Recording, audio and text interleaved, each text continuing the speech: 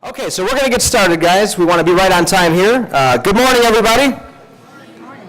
It's wonderful to see you all. I want to welcome you and thank you for spending your Monday morning with us for this program. I want to thank our presenters for taking time out of their busy schedules to come and share their knowledge with us. First, let's give them a round of applause for coming out, because I know very busy.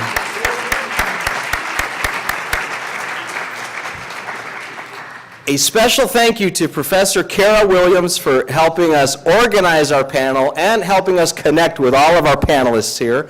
Also, I'd like to thank our Psychology Club students. For the Psych Club students in the audience, please raise your hand. Any Psych Club students, raise your hand. All right, so our Psych Club students are helping usher our audience. Also, they helped us consider some of the topics that we were going to present today, so they helped us organize as well. Thank you to Professor Mitchell Baker, and again to Professor Williams, once again for helping us gather all the questions that we're going to present later, and also the multimedia department for setting up all of our mics and recording this event, which will be on YouTube hopefully by tomorrow or Wednesday. And lastly, a big thank you to Dr.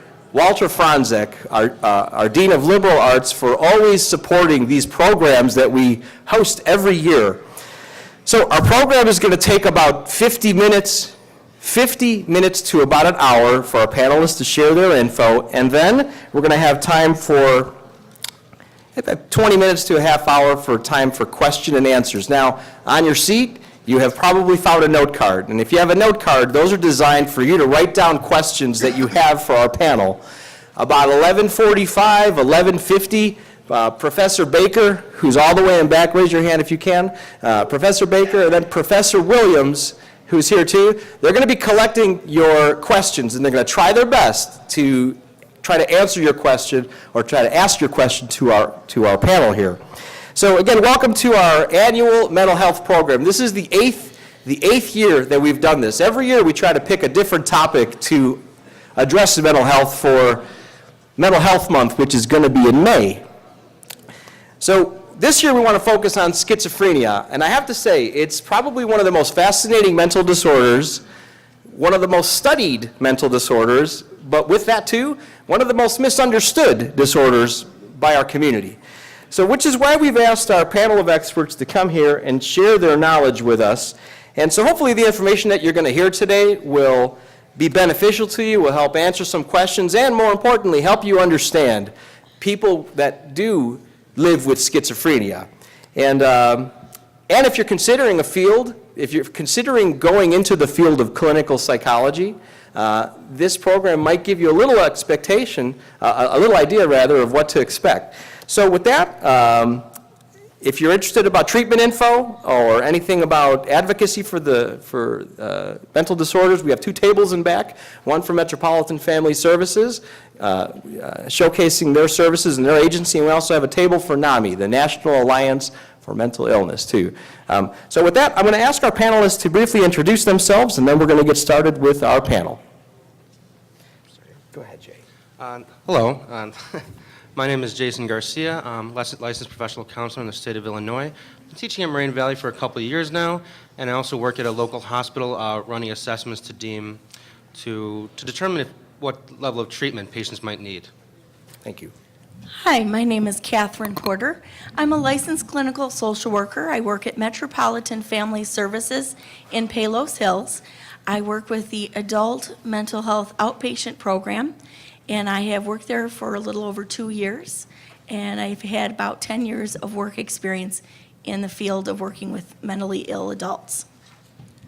I am Dr. Morris Blunt. I am a psychiatrist who works at Metropolitan Family Services. Been there for 7 years now, and I've been in practice now for about 14 years. Hello, my name is Lisa Cardiola. I am a consumer. I am a person that lives with schizophrenia. I am also the vice president of NAMI South Suburbs, and I'm a I'm a connections group support facilitator and an In Our Own Voice group facilitator, presenter. Hi, my name is Mary Ann Beathis. I'm president of NAMI South Suburbs of Chicago. We have a lot of free information that is at the table in the back, so feel free to ask me any questions about our free educational programs. Thank you. Okay, just for our level of comfort here, we're going to ask if there is a seat next to you that is empty. If you're in the middle, I'm going to ask you to move in one, if you guys can, please. Only because we have so many people in the back that are waiting to be able to sit down. So if you can, move in one, please. And we appreciate that, to give everybody a chance to have a seat. Thank you. So we're going to get started now. Dr. Blunt, I'd like to thank you for joining us today. We'd like to ask you to start off, if you could tell us, from a psychiatric standpoint, what is schizophrenia? In a general view, schizophrenia is a severe psychotic illness which causes patients to become detached from reality. Now, to expound on that, what we see or what we treat in the mental health field is we see patients who oftentimes will have their being away from reality, I would say, as having delusions, hallucinations. They might have some bizarre speech, some bizarre behavior, and they might be withdrawn. Sometimes we call that being withdrawn into themselves. To give you a better picture of it, I'm sure some of you have been to downtown Chicago before. You've seen people talking to themselves on the street. That might be an example. You might hear of some of the more famous cases that have occurred when some patients might get violent, which does occur, but normally that happens when patients have substance abuse problems in addition to the core illness of schizophrenia. So basically, as a psychiatrist, we are attempting to minimize we try to get rid of the symptoms that do occur and get these patients to function as well as they can in regular life. Thank you, Dr. Blunt. In your experience, how is schizophrenia diagnosed and perhaps differentiated even from other psychotic disorders? I'm sure you get that question a lot. I do. Technically, we use in psychiatry a manual called the Diagnostic and Statistical Manual. We are in the process of transitioning from number 4 to number 5 right now. However, for a patient to have schizophrenia, we look for them to have hallucinations, which can be auditory, visual. They might see things that are not there, or even tactile, or they might feel things on their skin that are not there. They might have delusions, which are defined as being false beliefs. They might have some bizarre behavior. They might dress differently. It might be 80 degrees outside and they still might have on a thick coat. They might also be more withdrawn. They might not totally connect with you or relate to you in a conversation. And this will persist over a certain amount of time. That's how we officially diagnose it. In getting a history from a patient to help us in diagnosis, sometimes we'll see if there has been any family history of schizophrenia or any other mental disorder. We might see how the patient has developed, because this illness is one that tends to manifest itself in late teens, early 20s with males, and maybe early to mid-20s with females. And up until that point, patients might develop what would be considered developing normally.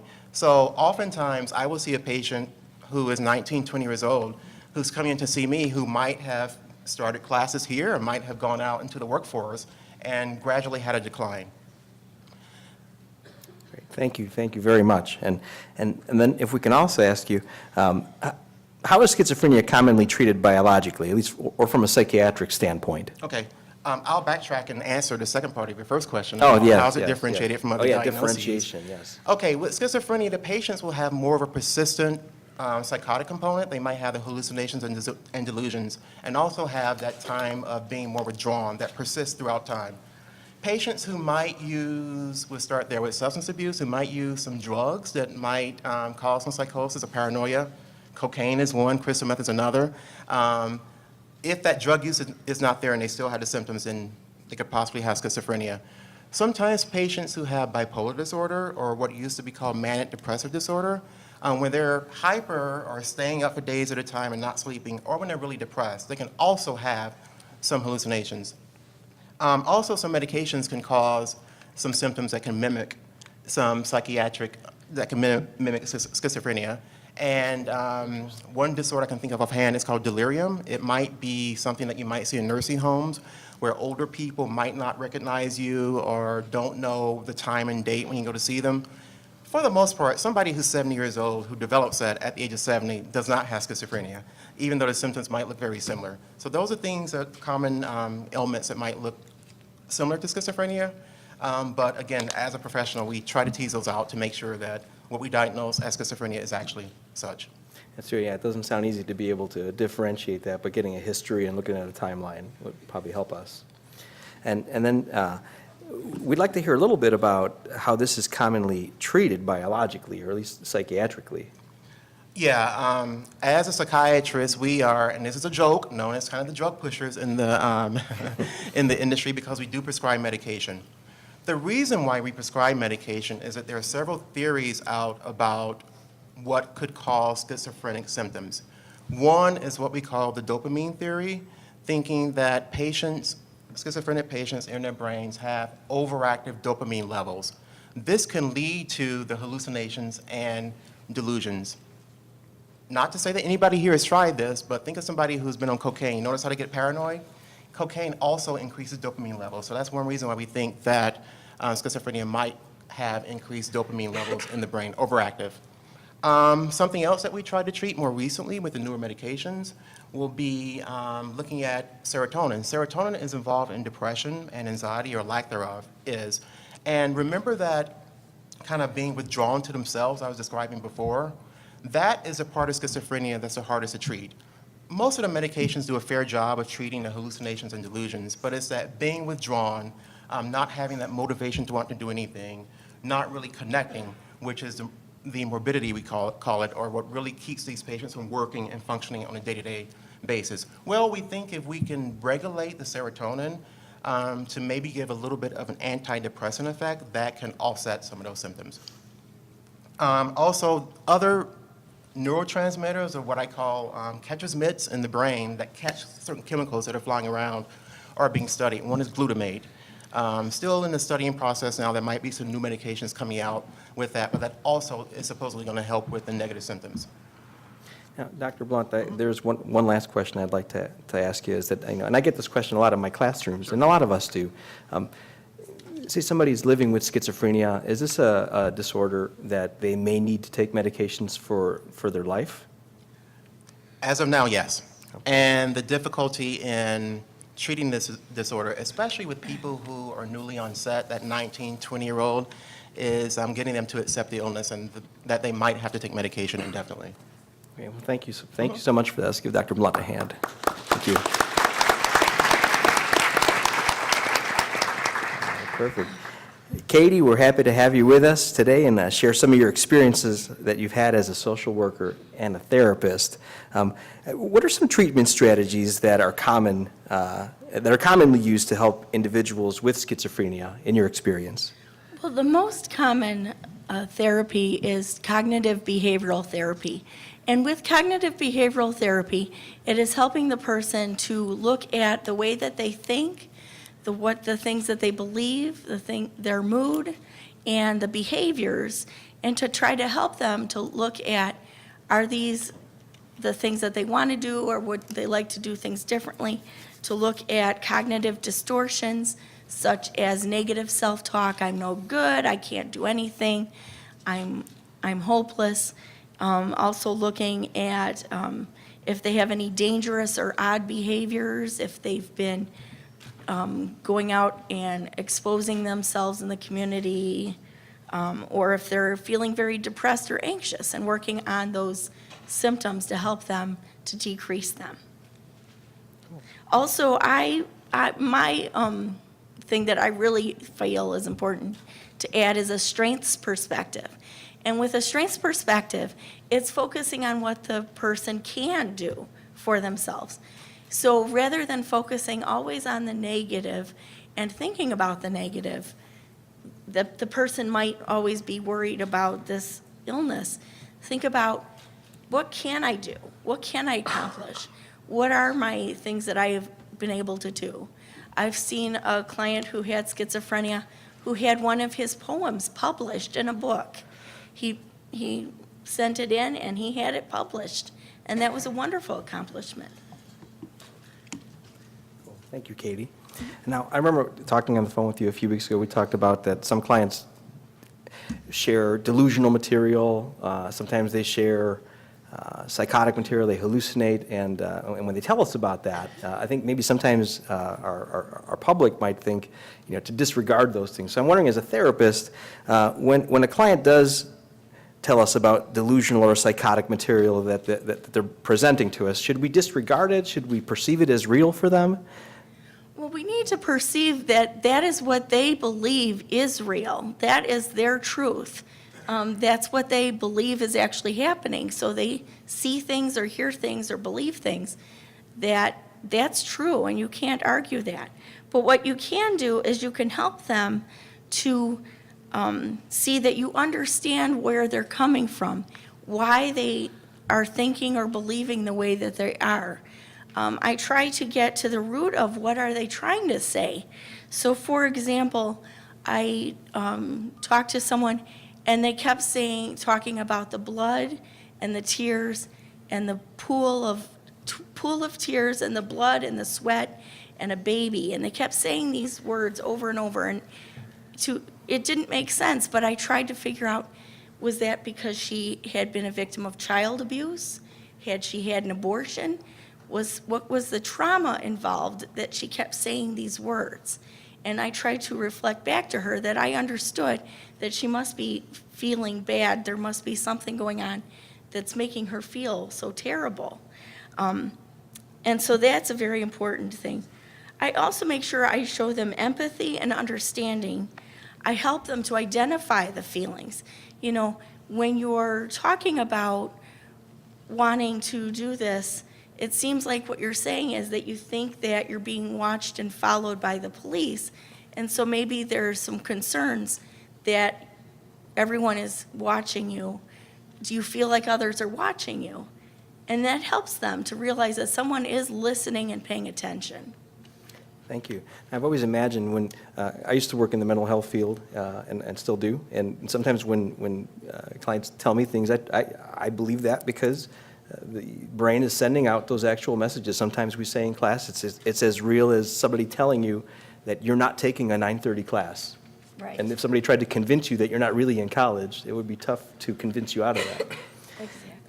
Now, as a therapist, what kind of quality of life do you think successful treatment can bring to somebody with this disorder? Like, what might that look like in terms of functioning, being able to work, family relationships? Okay.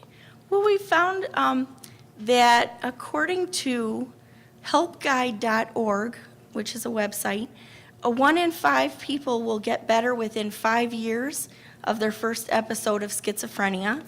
3 in 5 will get better, but will still have some symptoms, and they will have times when their symptoms get worse. 1 in 5 will continue to have troublesome symptoms. For successful treatment, it's important. Let me go back to the quality of life question. Regarding quality of life, there are people that have intimate relationships, boyfriends, girlfriends, marriages. They have jobs, they have family, friends that they connect with. And according to schizophrenia.com website, 28% of people with schizophrenia live independently, 25% live with a family member, 20% live in a supervised housing, like a CILA, a community integrated living arrangement. 10% live in nursing homes, 6% live in jails or prisons, 6% are homeless or live in shelters, and 5 to 6% live in hospitals. But approximately 1/2 of all individuals seek counseling and seek therapy, seek medication management. So 1/2 are not seeking it at all, and the other half are. And that might account for where the people are living, based on if they're in a jail or prison, or in a living independently, based on if they're seeking treatment. Also, regarding successful treatment, it is important to continue to see your psychiatrist, take your medications as prescribed. That's extremely important. And to see a therapist on a regular basis and take an active role in the treatment process. Also, make sure to communicate with the psychiatrist and the therapist. The person should make sure that they're telling everything that they're experiencing, anything that they're thinking that they're concerned about, any concerns that they have, and let the let the person know, because if the therapist and psychiatrist don't know, then they don't know to look at changing medication, or they don't know how to help them regarding various therapy techniques. Excuse me, if I can just add that a better outcome is achieved when patients do start treatment early. We have found that when patients start treatment early, shortly after that first break, and then continue the medication and continue seeing the therapist, they're the ones who can go out and work and live a more normal life. Thank you. And it's also important that within that treatment plan, developing small measurable goals that the person can feel successfully that they're able to do, and it will increase their self-esteem. Wonderful. And we have one last question to ask you, and then, and Dr. Blunt, you might be able to share some insights on this too. When an individual is in crisis, is hospitalization, is it always necessary? And I guess, how common is hospitalization? And like, under what conditions would either of you say that hospitalization might be needed for somebody in crisis? Usually, if a patient is an immediate threat to himself or herself, hospitalization is required, or if in the very near future, he or she would be in imminent danger to himself or somebody else. Otherwise, there are programs available, such as like ACT programs that the patients are in which they have 24-hour case management services to try to prevent the actual hospitalization. And there are also day programs. There's a psychosocial rehabilitation program where the client goes for 5 hours a day, 5 days a week. They attend various groups, including communication skills, symptom management, and they have that structure and camaraderie of other people that they can relate to, and so that decreases social isolation. But it's important within handling a crisis, first you want to identify that person's relapse symptoms. If you've already developed a relationship with that person, you might know specifically what kind of symptoms they're going to start exhibiting that might be heading toward a relapse. You want to help and protect them and support them. It's important to remove other people from the room, from the situation, so that there feels like there's less of a threat and it's more calm environment. It's important to make sure that you help them to calm down and help them to see that you understand where they are coming from and what they're saying. Explain to the person that their behavior may be considered dangerous or harmful, and that you want to help them to be safe. And also explain to that person that other staff or police or ambulance medics, if necessary, are there to help the person and not to harm them. And let the person know their rights regarding hospitalization and regarding their care. It's important, it's part of the HIPAA rights that we need to protect their civil rights to be independent and have their freedom, except when there's that involuntary certificate for hospitalization. Sure. Yeah, so it doesn't sound like it's necessary every time, but certainly when there's a level of harm involved, then I guess we can't take any chances. Yes. And we want to do what's best for the client. So thank you so much. Thanks, Katie.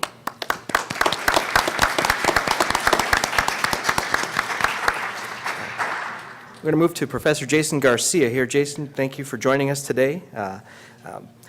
According to any of the current research regarding schizophrenia, are there any causes that seem to be prominent for schizophrenia?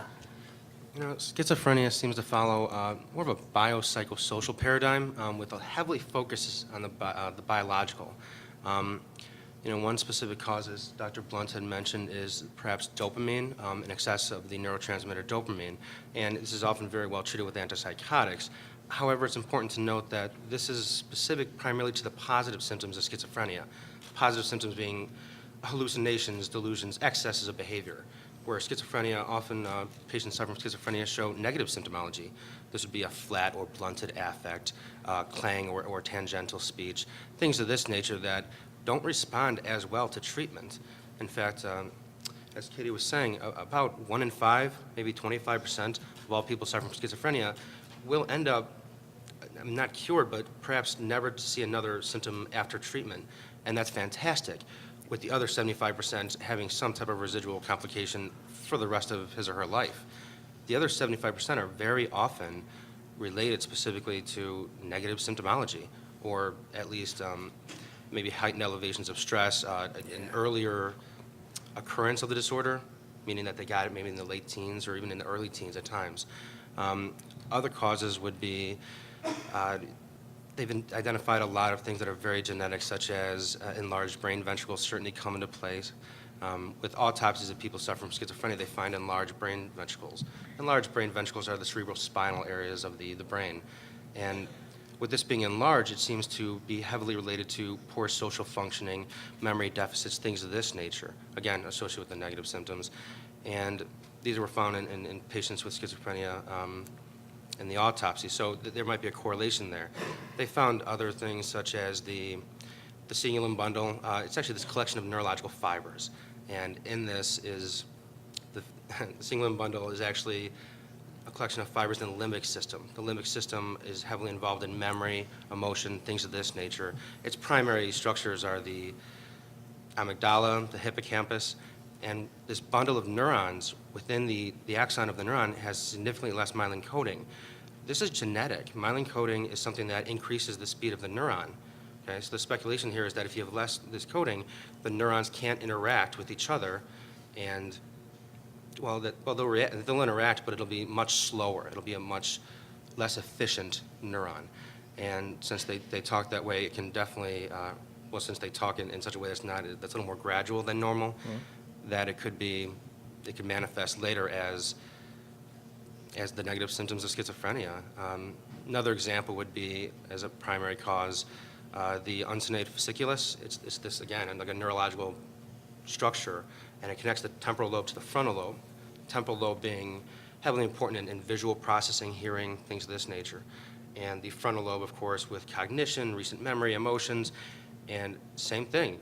This structure, this fasciculus, connects these two lobes, and the neurons we find don't have that myelin coating at such a high extent. So again, these neurons are operating somewhat gradually, somewhat less than they should. So there's definitely a lot of genetic causes. Dr. Blunt certainly mentioned dopamine, certainly something to keep in mind.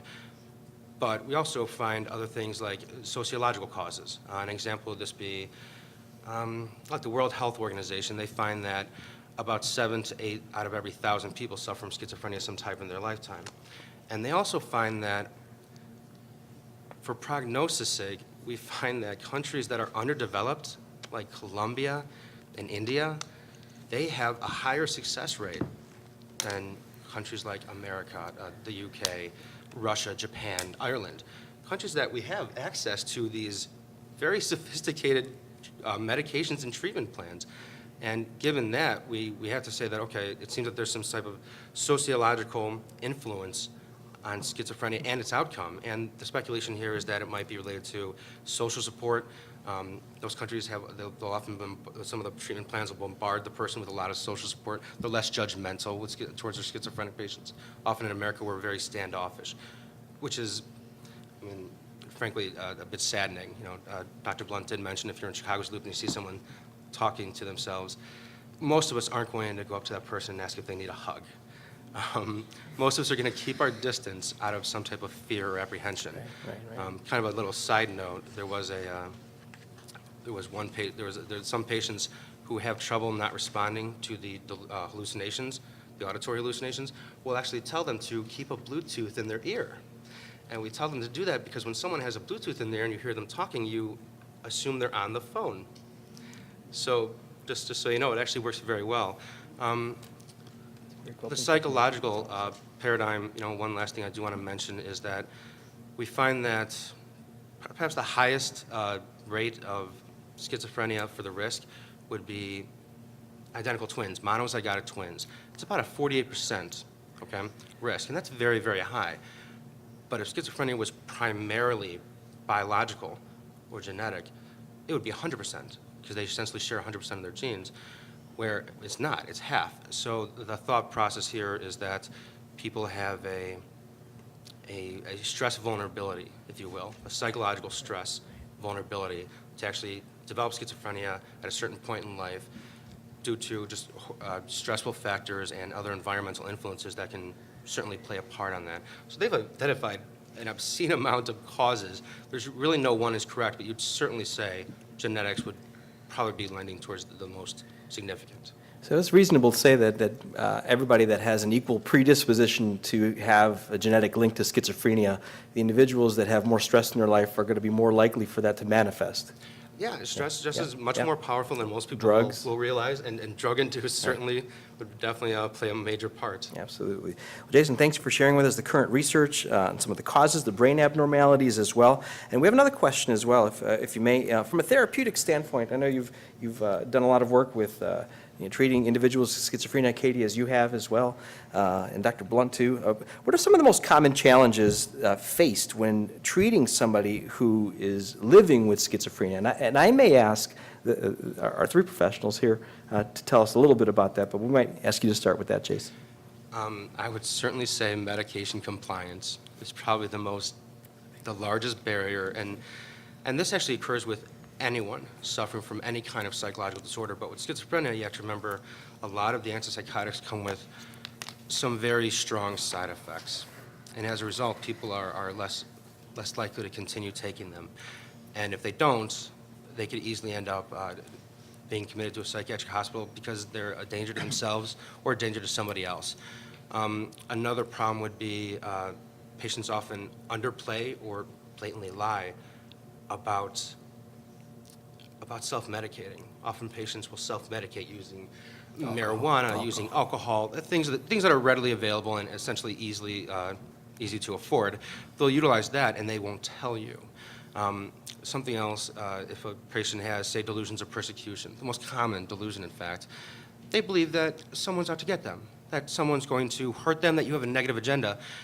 And as Katie said, respect for each other and trust is essential in the therapeutic realm, and it's hard to establish that when we have someone suffering from delusions of persecution. Okay, thank you. Any other challenges that we can think of? Thank you, I- Jason. I would say one concern is regarding suicide. Suicide rates, suicide attempts are much higher for people who have schizophrenia than for other kinds of mental illnesses or just for other stressors. And so making sure that keeping aware of people's safety, making sure that you're asking, are you feeling suicidal? Do you want to hurt yourself? Do you have a plan? It's important to ask those questions. And another thing that I find is continuing to make sure that the person is continuing to attend their therapy sessions and attend their doctor appointments. Because sometimes people will say, I feel all better, I don't need to come anymore. That's true. Dr. Blunt, anything you'd like to add?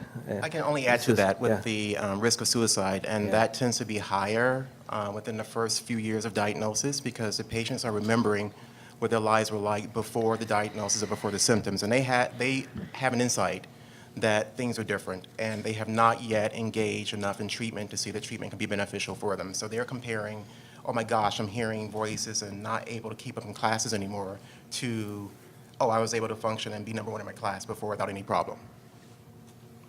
Thank you. And Professor Garcia, thank you for your comments. Now,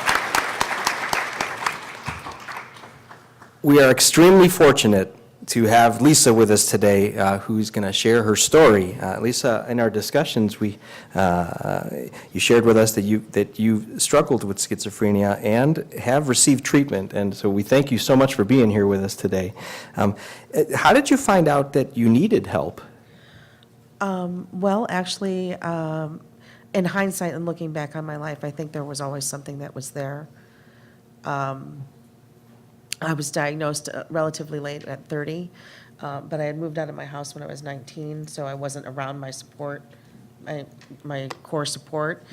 And so I actually had a roommate that asked me at one time, does mental illness or mental health issues run in your family? So there was something that was going on or that other people could see, but I think I'm an only child. I think as I was growing up, a lot of people thought, oh, she'll grow out of it, she'll grow out of her shyness, she'll grow out of her paranoia, or She doesn't associate with other people very well. So as I got older, it just seemed to kind of manifest and kind of snowball and get worse. So now I have a lot of coping skills that I do use to help me kind of work through those problems. It's quite a dynamic, because I am a very social person. I like to be around people, I like to be around friends. As I've grown up, I would have a hard time picking, I would have to say, healthy or groups to associate with. So that would not help my paranoia at any point in my life. So right now I have a really good core of my support system that's very healthy, that helps me right now. Wonderful. I know you talked about some, when we had spoken earlier, a few weeks ago, we talked about some other coping strategies that you might use when symptoms occasionally arise. Yes, I listen to music, although sometimes listening to the radio is somewhat hard for me, so I usually listen to my own iPod, because I can pick and choose the music that's put on there. I have problems with delusions when I'm listening to the radio that they're sending me messages. So although I like listening to the radio, there are some days where I have to turn it off and I have to just listen to my own music. What's really great about my iPod is that those are the music that I have chosen. And if I don't like a particular song, I can just pass on to the next one, I also am very artistic, so I like to draw and sketch. I've been thinking of starting a mental health blog. I like to write. I journal. I haven't done any pottery lately, but that is something that I like to. Pottery helps me focus, working on the wheel. Because you have to, in order to get the clay to center, you have to be very focused on what you're doing. Because sometimes I have a hard time focusing, so that's a big help for me. That's wonderful. Thank you. Anything you think people need to know about schizophrenia, something that the public should know about this disorder from your perspective? Well, yes. A lot of people think that we have multiple personalities. A lot of it, which is really another disorder called dissociative disorder. So no, I don't have multiple personalities, or I think that I'm more than one person, or have different entities, because a lot of people, I've had actually people think that that's, I guess, a symptom of schizophrenia. Also, when I have, I don't normally have visual hallucinations, but I have auditory hallucinations. And those manifest themselves in going through, like, when people are speaking to me. Like, I also have illusionary correlations. In other words, I correlate to two situations that they mean something, and that they're like, they have meaning something is usually a persecution against me. So those are some things that I struggle with. I also struggle with delusions, not so much of grandeur, but of delusions, of paranoid delusions, that people are trying to get, that are out to persecute me or get me. One thing that I will say is that I don't hear another voice in my head. I don't think it's another person. Because a lot of people think that when you're hearing voices that it's, at least in my case, I have heard from other people that I speak of that have schizophrenia, where they do think that it's another person or another entity that's speaking to them, that it's a male voice or a female voice, or it happens to be a person. With me, it's more of like my inner thoughts, or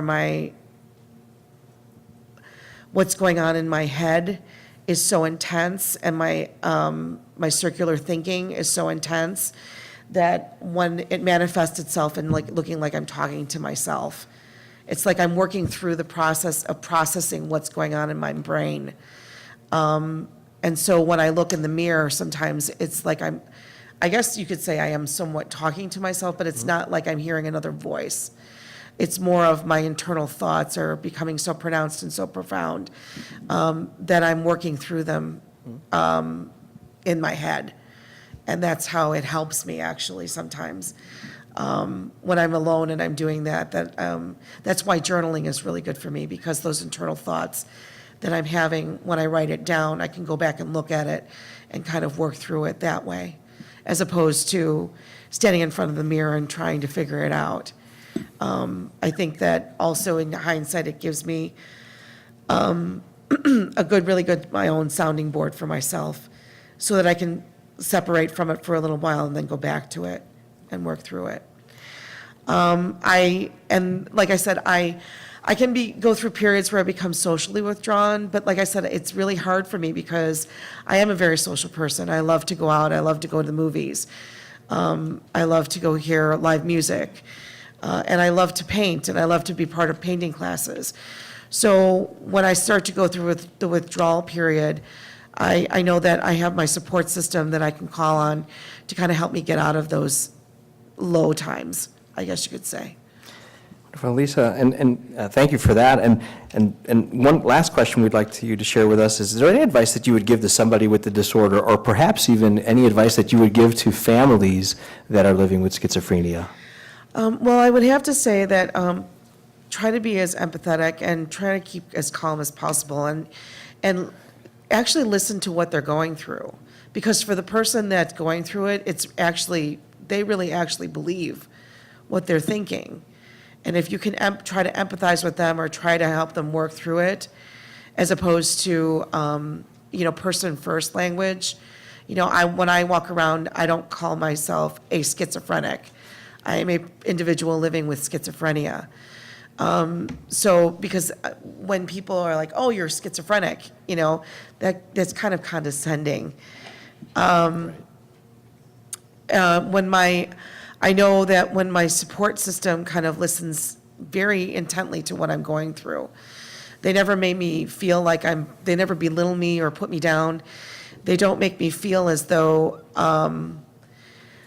they kind of work me through it. My cousin has this great saying that it's possible but not probable. So what I might be thinking that I'm being listened into on my phone, on my cell phone, for instance. He can say, well, that's possible, they could do that, but is it probably happening to you? No, I don't think so. And he's the best person that helps me through what I'm going through. Not to say that my other supports don't work, my other support systems don't work. He just seems to be the one person that I can go to, and he just seems to get me out of it more or faster than other people do. Another thing is that I think that a lot of people feel that people that live with schizophrenia are normally violent. They're more of harm to themselves, I think, than they are to other people. And I know that, with the media, that with a lot of the shootings that go on and stuff like that, that kind of heightens the stigma that is associated with mental health and mental health issues. But from what I found and in my experiences of being around other people that have schizophrenia, that we're really more of a harm to ourselves than to other people. If you can kind of get into therapy and get into working through your symptoms at an early stage, you can prevent a lot of problems coming up in the future. Great, thank you, Lisa. Thank you for those insights, and I think I can speak on behalf of everybody in this room that we're glad that you're here with us. We're glad that you're well, and thank you for sharing your journey with us. Thank you.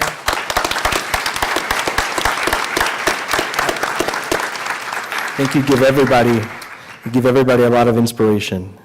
And finally, we have Mary Ann. Mary Ann is joining us today on behalf of NAMI, and some students have classes at 12 o'clock, which is why some people are stepping away. But Mary Ann comes to us on behalf of NAMI, the National Alliance of Mental Illness. And Mary Ann, if you could tell us about NAMI's mission and how it supports people in the community. Okay, well, NAMI's mission is to educate the community. And I do want to let you know that my daughter has graduated from college. She has a degree in psych and art. I'm sorry, she has a degree in psych and art, and wants to go on to be an art therapist. So there is hope.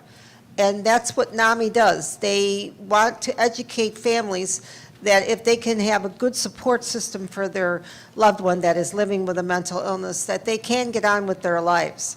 And so our educational programs, NAMI it's about people who care, people who understand, people who teach, people who learn, people who want want a better life, people who want to fight mental illness and win. NAMI's out there to help fight stigma. There's a lot of stigma out there. That's why a lot of family members do not want to admit that the person that's living with a mental illness actually has a mental illness. Oh, they're just a little strange, they'll grow out of it. It really needs to be addressed in childhood, more so, as my daughter says, she thinks maybe something was going on when she was little. I really didn't recognize it. She's an only child. I think in school she was picked on, because she was a little heavy. She was in a Catholic school. I actually took her out of Catholic school and put her in a Christian school where it got a little better. And unfortunately, that school closed, so she had to go back to the Catholic school that was close to home. But I think if family members can really accept the fact that this is something that's going on with your child, that's the best thing that you can do, and go out and get yourself educated. NAMI has a family-to-family class that goes for 12 weeks. It's free. Our affiliate, NAMI South Suburbs, we are all volunteers. None of us gets paid.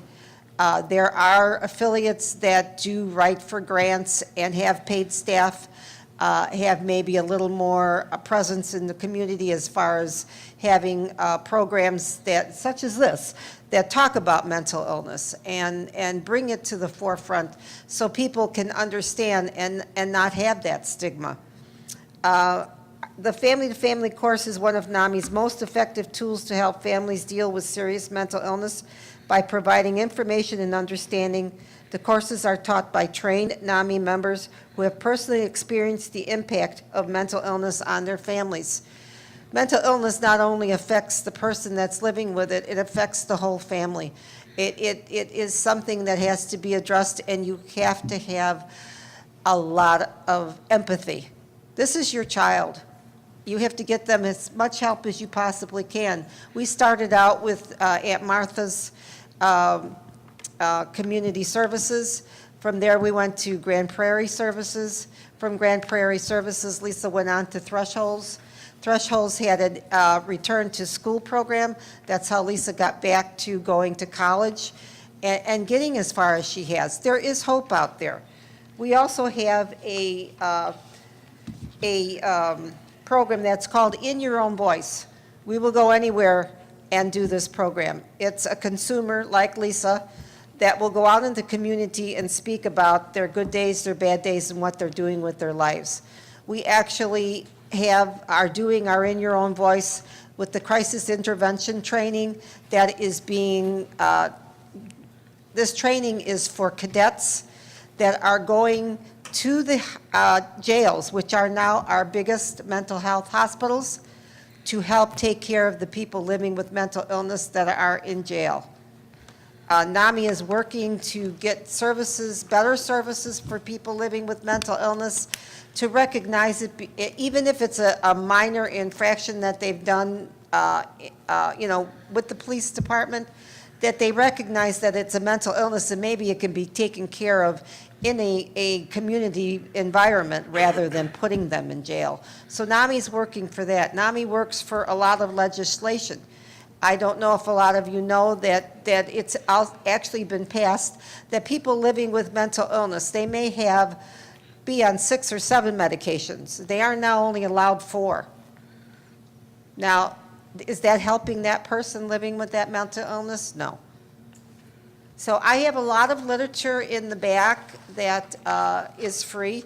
Like I said, NAMI, you can go to NAMI.org and get any information about mental illness free.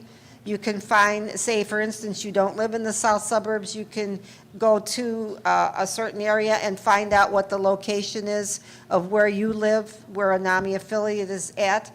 NAMI is 50 years old, and we're all over the state of Illinois. Lisa forgot to tell you she is on the NAMI State Board. She's one of the board members for the whole state of Illinois. I'm very proud of my daughter. She's accomplished a lot. And a lot of understanding has to be out there. Thank you.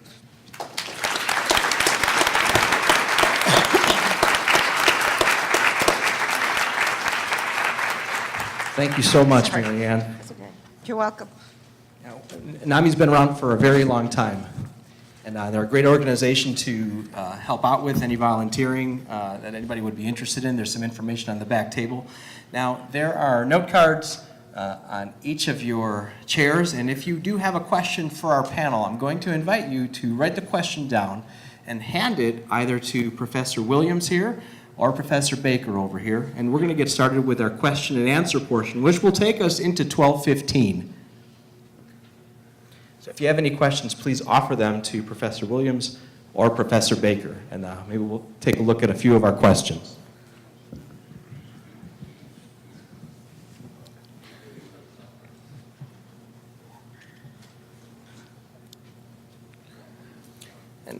And perhaps in the meantime, as we're getting our questions together, but we have one. Wonderful. Thank you, Kara. Dr. Blunt, I think this is for you.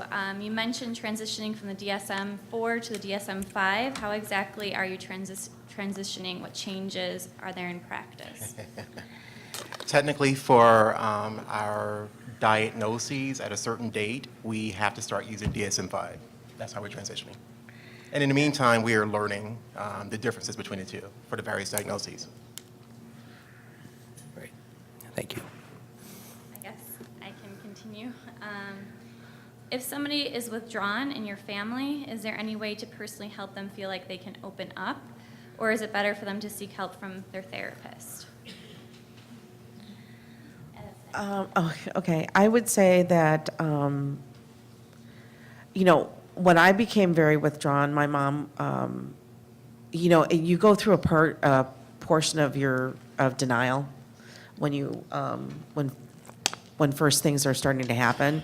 Because well, I shouldn't say that. You think you're in this place where you're like, it's everybody else, it's not me. And the more that you feel persecuted, the more that you're going to withdraw.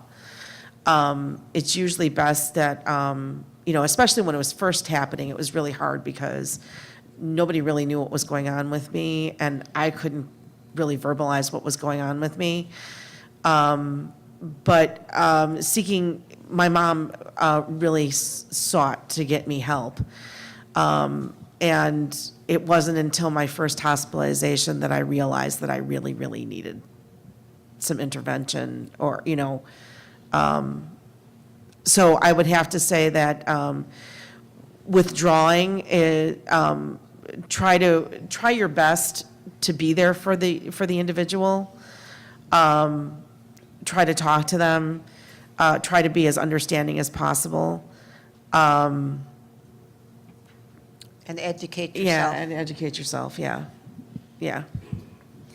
And I'd like to add that oftentimes when the client is coming to therapy, it's right after hospitalization, and the case manager in the hospital has set up outpatient services so that they can continue with medication management and seeing a therapist.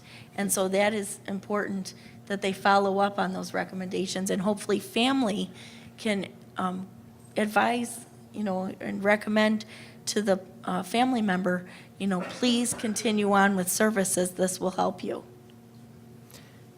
Before we get started with our next question, I wanted to make just a quick announcement for anybody that is going to be filling out CEU forms, the Continuing Education Unit forms. There's a green table all the way in the back outside in the hallway. And if you fill out a form, the certificate will be mailed to you for the 1 hour of CEUs. So we're all set with that. And I believe Professor Baker has a question that he wants to ask. This one's for Lisa. Have you ever stopped taking medications for schizophrenia since the diagnosis? And if so, can you share what led to that decision?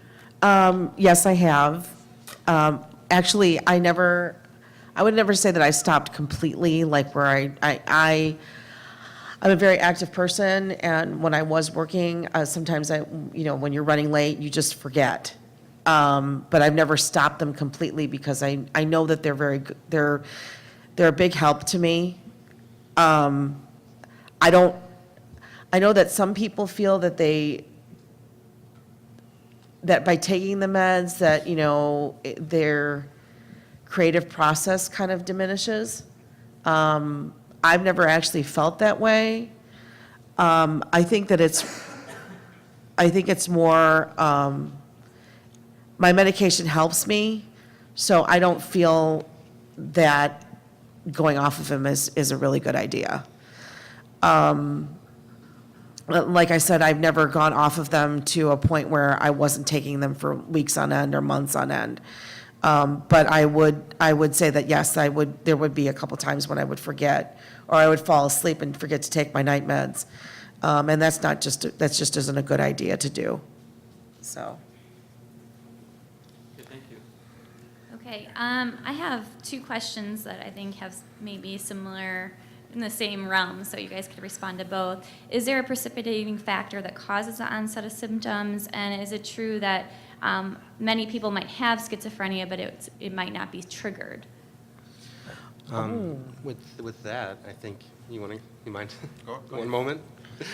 With that, I would say that the precipitating factor, often schizophrenia happens in late teens to early 30s.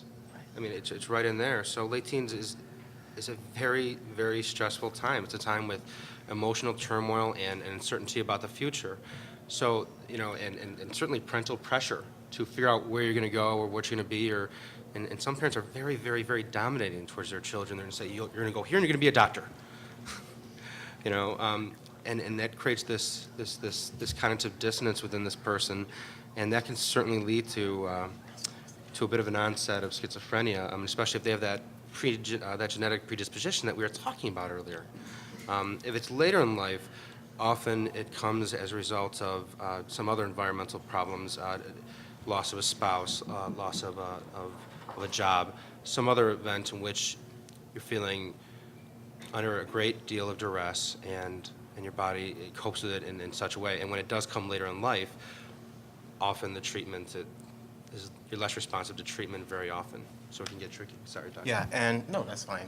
What happens in our society at the age of 18 or 19? People are going off to school. They might be going to the military. They might be getting that first job, which is good, but it's also stressful. And even that good stress can cause, well, we think can precipitate that first psychotic or positive symptom kind of break. Oftentimes, though, do remember that before patients have the psychotic break with the positive symptoms, they've often had months to years of being more withdrawn, not being themselves, finding they can't keep up as much. So sometimes as a psychiatrist, it's important for me to hear from the patients or from their families, okay, well, how did patient A do in school? Well, until the 10th grade, everything was okay. Then she went from being a straight A student to B or C student. Or she stopped hanging around with her friends, and then at 18 or 19, when she left to go to college, then she had to be hospitalized. That kind of helps to solidify the diagnosis. And you were saying earlier, too, about the societies in which there's more social support. We're right. You go off to college, and unless you know some people there, you're there on your own. And it takes time to build that support in that new environment. The same thing with a new job. You might meet some friends there. You might have a good boss, you might not, but all that can contribute. College is stressful just to begin with, a lot of the workload and new classes, getting a new environment, and especially considering going away to college is an extra level of stress now. Maybe perhaps living on your own for the first time and taking this large responsibility. Right, and I think this is where education for the family is very important, because how many times did I hear growing up of somebody who supposedly went away to school and supposedly went to a party and something happened and they haven't been the same since? Well, looking back on some of those people that I've heard of, they have since been diagnosed with schizophrenia.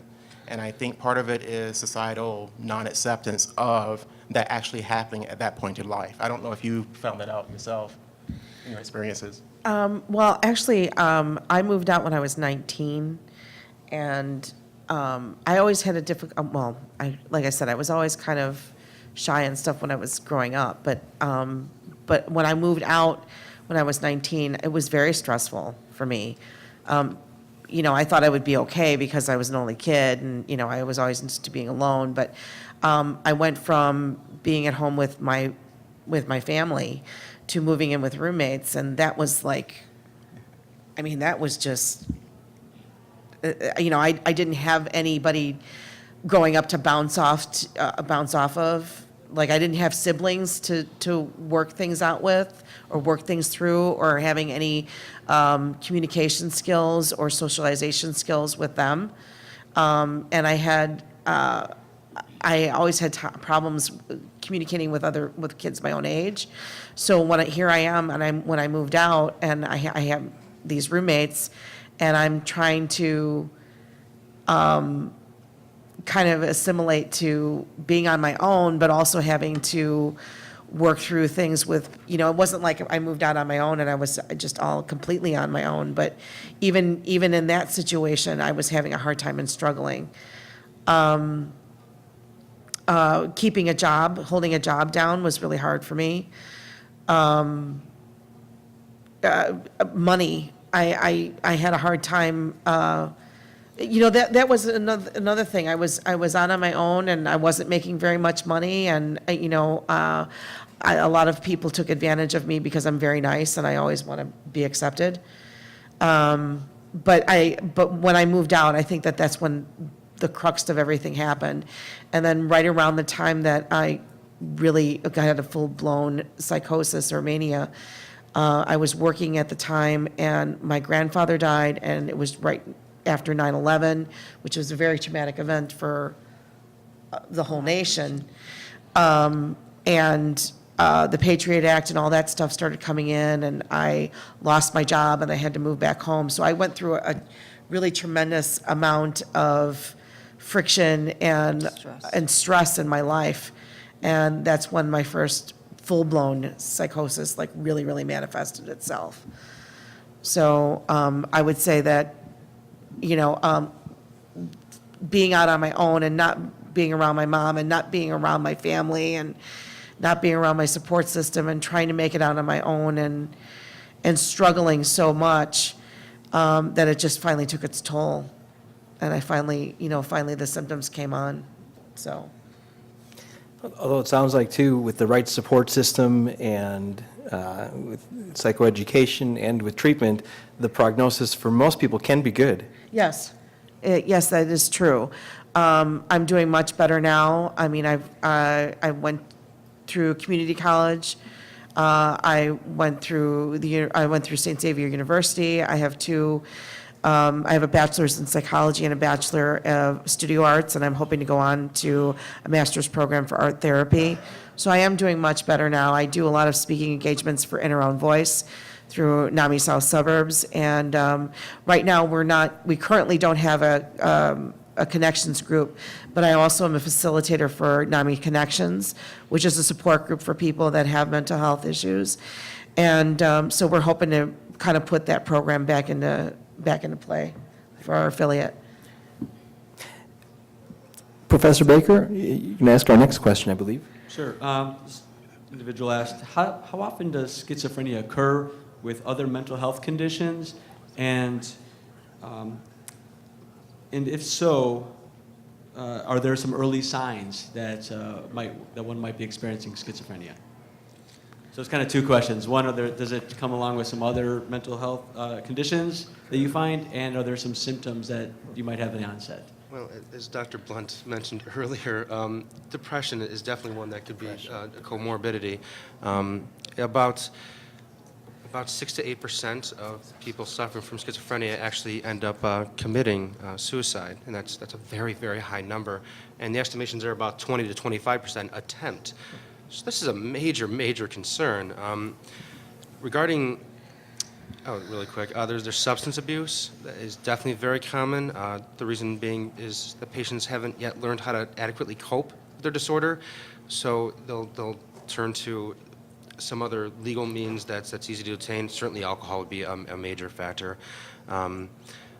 There's paranoid personality disorder, and that actually would something that'd be manifest, to kind of answer the second part of the question, at a very young age, because personality disorders, they kind of manifest a bit early. They show early signs, and they progress throughout the lifespan, and they become chronic and pervasive. That's just what a personality disorder is.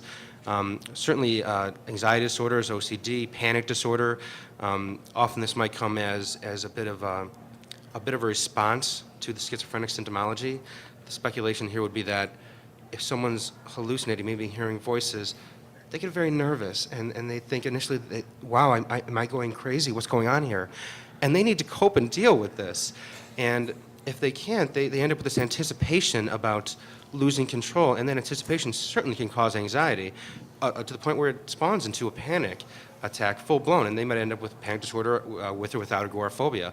So there's a large amount of disorders that can certainly run comorbid with schizophrenia. So in your experience, that's what you often find, is that there's multiple things going on, not just the schizophrenia diagnosis? Certainly, correct. Certainly there'd be a polydiagnosis, very common for depression, very common anxiety, very common for substance abuse. Those three specifically. Thank you.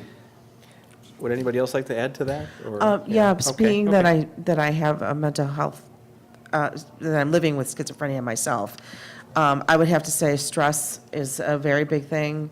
Yeah. Depression. I have attempted suicide twice in my life. So yes, there are other compounding things. I've never had a substance abuse disorder where I've been dually diagnosed or anything like that. But depression, I would have to say, runs very closely with mine.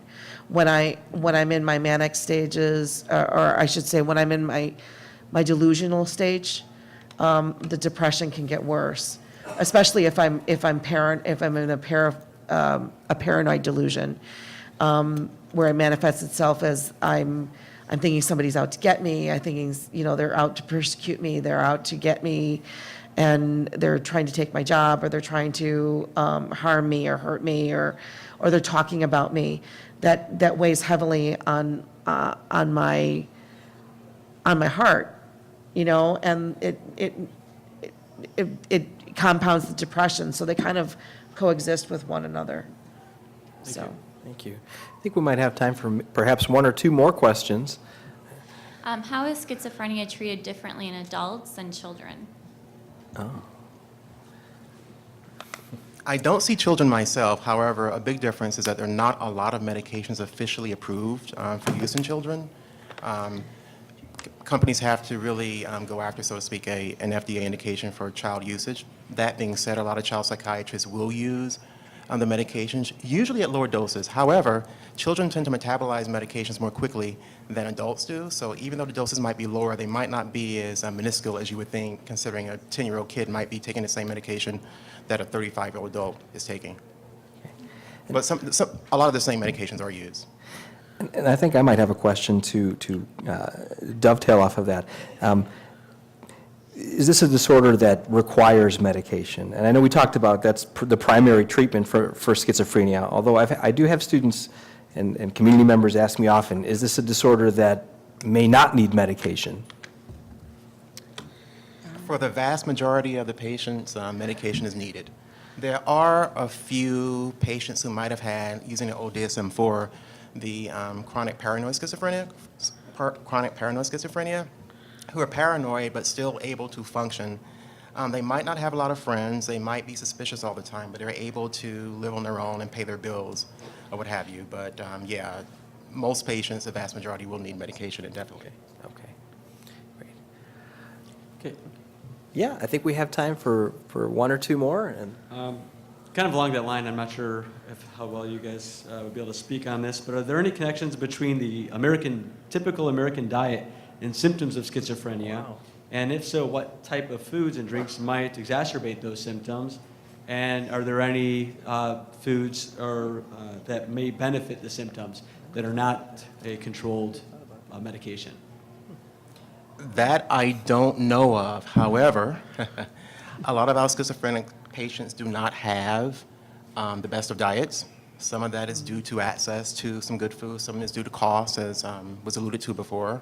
The other thing we have to mention, too, is that the vast majority of patients with schizophrenia will smoke, so that in itself leads to some comorbidities, such as blood pressure issues and diabetes, that kind of thing. True. To piggyback off that a slight amount, I would say that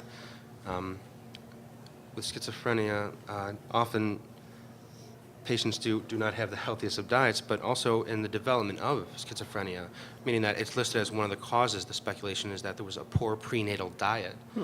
So, and this could certainly, affect the development of proper brain structures and neurological activity. So I find myself wishing I was a holistic, medical doctor, but I'm not. So the answer would be that the research is definitely more needed on that subject.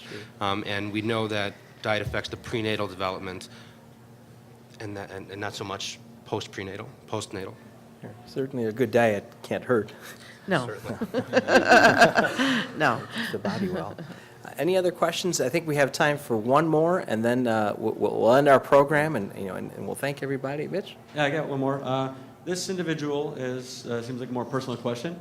What's the difference between schizoaffective disorder and schizophrenia? Excellent. This individual has a relative that lives with them and is living with schizophrenia, and when they do not take their drugs, becomes belligerent and argumentative. And if you have any insight in how they might be able to handle that situation, they would appreciate it.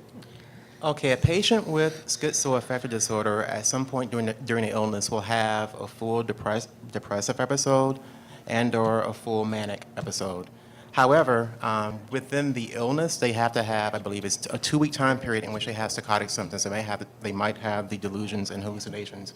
They gotta have that 2-week period of having the psychotic symptoms in addition to, without having the mood symptoms at that time. As far as treatment, the medications we use these days are very similar. What was the other part of that? If you have any insight on helping them with the relative that lives with them, when they don't take their medications, they become belligerent and argumentative, and if you have any insight on how to help. Yeah, a lot of times it's convincing patients that they do need help. And how to do that, gosh, there's so many ways, and I'm sure the other panelists here could help me with that. One is for them to realize how they're not taking medication is not helpful to their lives. If they realize, or they're made to realize that, let's say that when they were without their medication, they lost their job. Sometimes that could be helpful. Or if when they were not taking their medication, their friends were not around them any longer.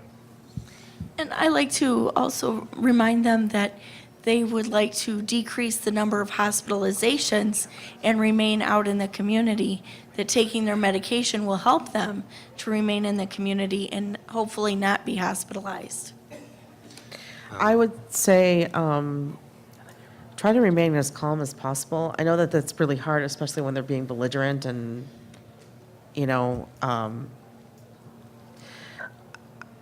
try to find out, why, try to find out where is this anger coming from?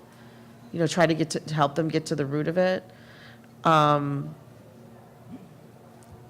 Maybe just I'm here for you. Can you, if you need to rant, go ahead and do so. I'm here. If you can give them a sympathetic ear and try not to be condescending to them, the calmer that you remain, the calmer hopefully that they're calmed down. Because if you react to them as they are acting, you know what I'm saying, then you're going to exasperate and it's going to make it worse. So if you can, the calmer that you can remain, the better for the individual. That's great. So. Thank you. You're welcome. I think Professor Garcia wanted to say one last thing, and then we'll finish our program. Kind of to piggyback off of what Lisa was saying, in these situations, it's certainly very, very important to make sure the person is very aware of their coping skills and their abilities. Right. With depression or mania, the mood disorders, you certainly have this interesting mix of highs and lows, and they can sometimes come out of nowhere. So with depression, we need to make sure that they often self-isolate. We need to try to combat that to the best of our abilities. Certainly utilize a cognitive behavioral record maybe, so that you can get them to focus on their thoughts and kind of learn who they are, which is fantastic that Lisa said she was keeping a journal. That's really how you do that. I assure everyone in this crowd, you will learn so much about yourself if you just keep a journal. I promise you, it'd be very interesting to go back and read your thoughts. That being said, with mania, I've heard a lot of interesting outputs for it. Certainly any kind of athletic or situation that requires a lot of energy, if you can get the person who's suffering from mania to focus his or her energy, it can really benefit them. And lastly, a lot of us have smartphones, and we can, or even not even a smartphone, any given cell phone has an alarm clock. You can set this to say, oh, take this medication at this time. And because often people simply forget. It's just something they need to put in their routine, and it's not that easy to establish routine. And this could actually certainly help them and benefit them, and frankly, they won't have an excuse during treatment. So it can certainly help. Excellent. Thanks. Well, I'd love to thank I want to, well, again, thank our panelists for being here and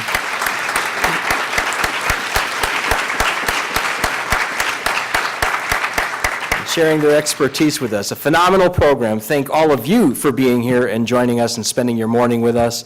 Thanks again to the Psychology Club students for helping, to Professor Williams, Professor Baker, Liberal Arts Department.